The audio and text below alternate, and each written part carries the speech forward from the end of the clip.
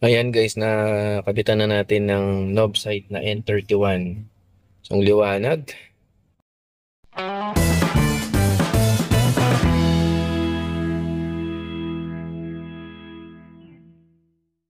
Okay, so ang gagawin natin para madukot natin yung valve dito, ilain lang natin to.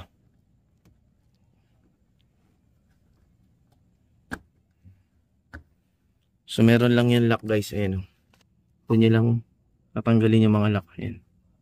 Dalawa.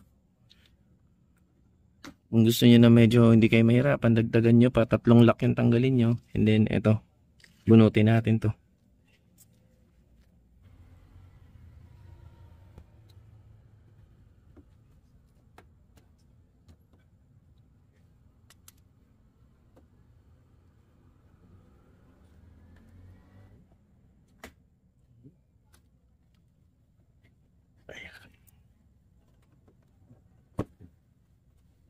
Mahirap lang tanggalin to, tigas ng plastic. Okay, so ito, bukan nyo lang ganyan, press nyo lang to. Then ikot. Then, so ito na siya. This is H16. Tabi natin yan. Ito na guys yung knob sight na N31. So 25 watts lang to guys. And H11 ito Yung original na nakalagay is H16 pero 19 watts lang yun. So mas malakas to. And 5,000 yung lumens na ito per bulb. Then yung color temperature is 6,500. Fanless to, so may heatsink lang.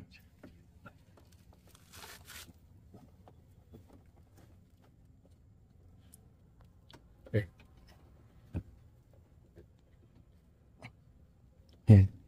Yeah. So naikot ko na guys. And then kabit lang natin yung linya. So ito ay mahirap dito kasi meron siyang decoder. Mahirap na ipasok yung kamay dito.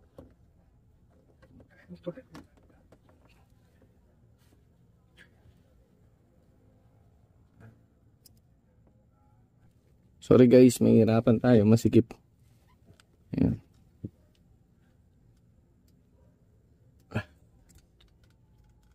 Ayan. Okay. So yun na. Ayan siya. So kung may tali kayo, pwede nyo itali para hindi masyadong naglililikot dito. Okay. So, testing. Mamaya na natin balik.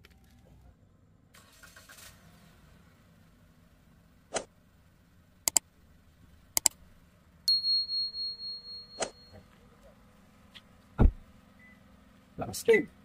Go. Lakas. Pwede nyo go. That's only 25 watts. Makikita nyo. Yan. Yan yung halogen bulb. Yan yung knob sight. Lakas.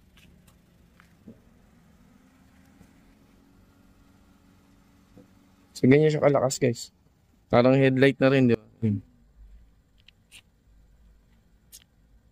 Okay, balik na natin yung mga tinanggal.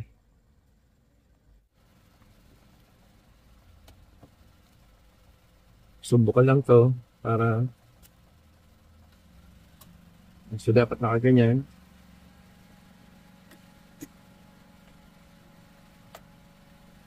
And then balik lang. Parang walang nangyari. Okay. Kabila. A few moments later. Ilalagay ko na lang sa description box yung link kung saan ko na-order. So yan mas gwapo na. Kasi all white. Mamaya i-side by side natin yung LED tsaka yung halogen para mas makita. So on din natin yung headlight. Ayun. High beam. Ayun. So ito guys, compare na natin yung dalawa, no? So mas maliwanag talaga yung knob sight versus dun sa halogen bulb. Then mas malayo yung bato niya. Pero guys, pag nasa harapan naman ako ng sasakyan, hindi naman siya ganong totally na nakakasilaw, no? And ayun, so mas maliwanag na. And then ito, talagang fog light lang yung naka-on. So yun guys, share ko lang, no, itong pinalit natin na LED sa ating fog light ng Toyota Race. So thank you so much guys for watching. Sana nakatulong itong video ko para makapag-decide kayo kung kukuha kayo ng knob sight at papalitan nyo yung halogen bulb nyo. So maganda naman and malaki yung naging improvement ng visibility ng daan. And if beneficial naman yung mga videos ko, please don't forget to like, subscribe, and i-on ang notifications bell para lagi kang updated sa mga next videos.